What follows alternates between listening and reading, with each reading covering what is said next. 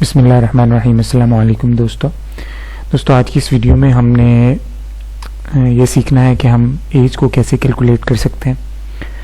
अक्सर ज़रूरत पड़ जाती है इस चीज़ की कि हम लोग डेट को एज अपनी जो है वो कैलकुलेट करें, या आप कहीं ऑफिस में काम करते हैं तो वहाँ पर आपको इस चीज़ की ज़रूरत होती है कि आप किसी भी इंडिविजुअल की आपको एज को कैलकुलेट करना है कि वो कितने साल, कितने महीने और कितने दिन उसकी एज है। जैसे अब वैकेंसीज वगैरह आती हैं तो वहाँ पर उनको ज़रूरत होती है कि जी हाँ, आज आपकी एज लिमिट जो है वो 25 साल है या 30 साल है, तो वो फिर एक एक दिन कैलकुलेट होता है कि आपकी आज की इस पर्टिकुलर डेट तक आपकी एज कितनी है। तो यही आज की इस वीडियो में हमने सीखना है कि हम एज को कैसे कैलकुलेट करेंगे। जैसे सिंपली एक्सेल में कोई इतना मुश्किल काम नहीं है, मैं आज आपको यही सिखाने जा रहा हूँ। तो यहाँ पर मैंने एक फार्मूला इसके पीछे लगाया हुआ है। यहाँ पर मैं कोई भी डेट इंटर कर देता हूँ, जैसे 2 फरवरी 1988। तो वो आपको बता रहा है कि आपकी एज आज की इस डेट तक आपकी एज कितनी है। ठीक है, इसी तरह आप कोई भी 1958 तब भी आपको ये बताएगा। ठीक है, इसी तरह आप 1920 लगा लें। ठीक है, लेकिन आप इसमें एक मसला ये है कि आप इसको 1900 तक कैलकुलेट कर सकते हैं बस, यानी 1900 से आगे 2000 अब 2020 चल रहा है, यहाँ तक आप इसको कैलकुलेट कर सकते हैं। यानी 1900 से आगे मतलब कंप्यूटर का जो कैलेंडर है वो चल रहा है, वो 1900 से लेकर आप 2020 तक कोई भी डेट जो है वो कैलकुलेट कर सकते हैं। मतलब अगर मैं यहाँ पर 1899 लिखूं तो ये आपको एरर देगा। क्यों? क्योंकि कंप्यूटर के जो कैलेंडर है वो 1900 से शुरू हो रहा है, उसके पीछे की डेट्स को कैलकुलेट नहीं कर सकते। उसकी डेट को कैलकुलेट करने के लिए आपको एक्सेल के अंदर खुद से कोडिंग करनी पड़ेगी। VBA का यूज़ करके आप कोई भी डेट कैलकुलेट कर सकते हैं।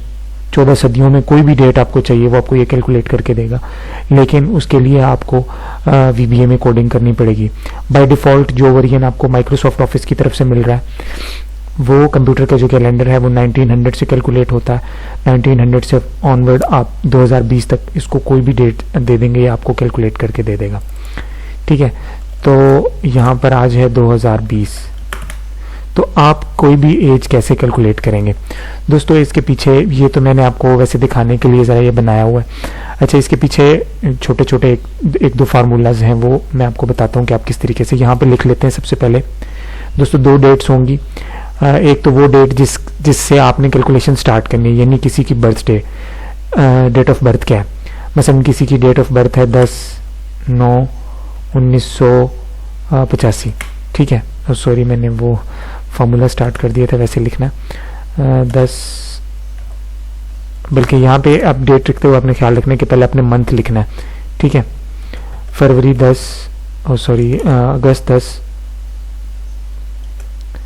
अगस्त 10 1985, यानी ये वो डेट है जो बर्थडे है, डेट ऑफ बर्थ है किसी की, और इससे आगे हमने वो दूसरी डेट लिख लेनी है जो कि आज की करंट सिस्टम डेट से ये इसको उठाएगा। तो करंट सिस्टम डेट मैंने ये डाल दी। ये इसकी सिस्टम जो आज की डेट है वो और डेट ऑफ बर्थ, इन दोनों के दरमियान में हमने कितना यानी डेज हैं या कितनी एज बनती है ये हमने कैलकुलेट करना है। तो ये भी इसी तरह यहाँ पे अगर मैं आपको इसको खोल के दिखाऊं तो यहाँ देखेंगे आपको कि यहाँ पर तो मैंने वो जो आज की सिस्टम करंट डेट है वो, बल्कि डेट ऑफ बर्थ, और यहाँ पर मैंने आज की सिस्टम की जो डेट है वो डाली हुई है। तो यहाँ पर भी इसी तरह आपकी डेट ऑफ बर्थ और यहाँ पे जो करंट सिस्टम डेट है वो आपने डाल लेनी है। अच्छा, अब ये कैलकुलेशन ये वाली कैसे आएगी, यहाँ आप देखेंगे उसके ऊपर एक फार्मूला लगा है, वो मैं आपको समझाता हूँ कि आपने कैसे लगाना है।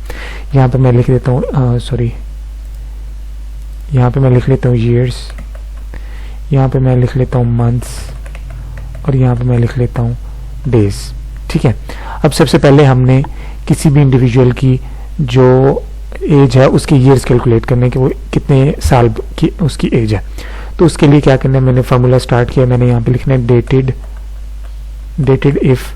ठीक है, डेटेड इफ से मैंने स्टार्ट किया, उसके बाद इसकी जो ब्रैकेट है वो मैंने स्टार्ट की। अब सबसे पहले वो डेट यानी जिससे हमने कैलकुलेशन स्टार्ट करनी है, तो ये वाली हमारी जो डेट ऑफ बर्थ है वो ये, पहले हमने इसके ऊपर क्लिक किया, फिर कॉमा, फिर हमने जो आज की सिस्टम डेट है उसके ऊपर क्लिक किया। ठीक है, अब दोबारा कॉमा लगा के यहाँ पे मैंने डबल कॉमा स्टार्ट किया और इसके अंदर इन्वर्टेड जो कॉमा है ये स्टार्ट किया, और इसके अंदर मैंने क्या लिखना है कि सबसे पहले हमने ईयर्स कैलकुलेट करने हैं, तो मैं वाई लिख के इसकी जो इन्वर्टेड कॉमास को क्लोज करूंगा और फिर सिंपली एंटर मार दूंगा, तो ये आपकी ईयर्स कैलकुलेट हो करके आ गए सामने। ठीक है, उसके बाद मैंने मंथ्स कैलकुलेट करने, इसी तरह फिर मैं इक्वल्स का साइन डाल के मैंने फार्मूला स्टार्ट किया। अब मैं यहाँ पर लिखूंगा डेटेड इफ ये वाला फार्मूला। अच्छा, इसके नीचे इसका सेंटेक्स नहीं आ रहा क्योंकि एक पायरेटेड फार्मूला है, तो इस वजह से इसके नीचे इसका सेंटेक्स नहीं आ रहा। ठीक है, अच्छा, उसके बाद मैंने ब्रैकेट को स्टार्ट किया, तो ब्रैकेट को स्टार्ट करने के बाद उसी तरह पहले मैंने जो स्टार्टिंग डेट है वो, फिर आज की जो एंडिंग डेट है वो, फिर मैंने कॉमा डाला। कॉमा डालने के बाद मैंने इन्वर्टेड कॉमास में लिखना है ईयर्स और फिर मंथ, यानी ईयर्स और उसके बाद बच जाने वाले मंथ, तो एम, यानी वाई एम लिखा, इन्वर्टेड कॉमास को क्लोज किया और फिर एंटर मार दिया, तो ये आपको बताएगा कि इतने मंथ आज की डेट तक कैलकुलेट हो गए। ठीक है, उसके बाद हमने डेज को कैलकुलेट करना है, तो फिर उसी तरह डेटेड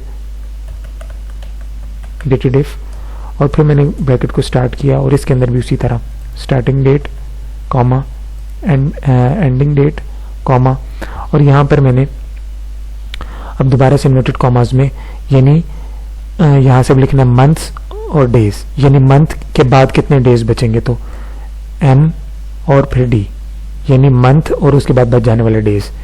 तो ये मैंने इसको इन्वर्टेड कॉमास को क्लोज करने के बाद एंटर मारा, तो ये आप देख रहे हैं कि इसने सारी चीज़ें कैलकुलेट करके आपको दे दी हैं। अब ये है कि ये डेट तो सेम रहेगी, ये तो चेंज होनी नहीं, ये तो कल ही चेंज होगी। ये वाली डेट आप चेंज करेंगे कि आपकी डेट ऑफ बर्थ क्या है, यानी यहाँ से मैं अगर इसको 1955 करता हूँ, तो ये देखिए, क्योंकि मैंने डेट चेंज नहीं की, इसलिए सिर्फ ईयर्स चेंज हो रहे हैं, बाकी चीज़ें वही हैं। अगर मैं पूरी डेट ही चेंज करूँ तो आपने पहले मंथ लिखना है, तो सबसे पहले मैं कर लेता हूँ कि मंथ कर देता हूँ दूसरा, डेट कर देता हूँ 25 और 1900 कर देते हैं 75। ठीक है, तो ये देखिए, ये इसकी तीनों चीज़ें उसने कैलकुलेट करके दे दी हैं आपको, यानी ईयर्स, मंथ्स और डेज, ये तीनों चीज़ें आपने, यानी उसने कैलकुलेट करके आपको दे दी। दो ही चीज़ें चाहिए, एक आपको स्टार्ट डेट चाहिए यानी आपकी डेट ऑफ बर्थ, और दूसरी आज की क्लोजिंग डेट होगी, वो आपने डाल लेनी है सिस्टम करंट डेट, यानी ये इस डेट के ऊपर इसको कैलकुलेट करेगा। अगर आपके सिस्टम की डेट कोई और है तो तब भी इसका आंसर गलत आ सकता है, तो आपने आपकी सिस्टम पे जो डेट शो हो रही होगी वही आपको जो वहाँ उस डेट तक ये कैलकुलेट करके देगा। उम्मीद करूंगा कि आज का ये ट्यूटोरियल आपको पसंद आया होगा। अगर आपको अच्छा लगा तो प्लीज़ आप लाइक का बटन जरूर प्रेस कर दीजिएगा। अगर आप चैनल पर नए आए हैं, पहली दफ़ा ये वीडियोस देख रहे हैं, तो चैनल को सब्सक्राइब जरूर कर लीजिए।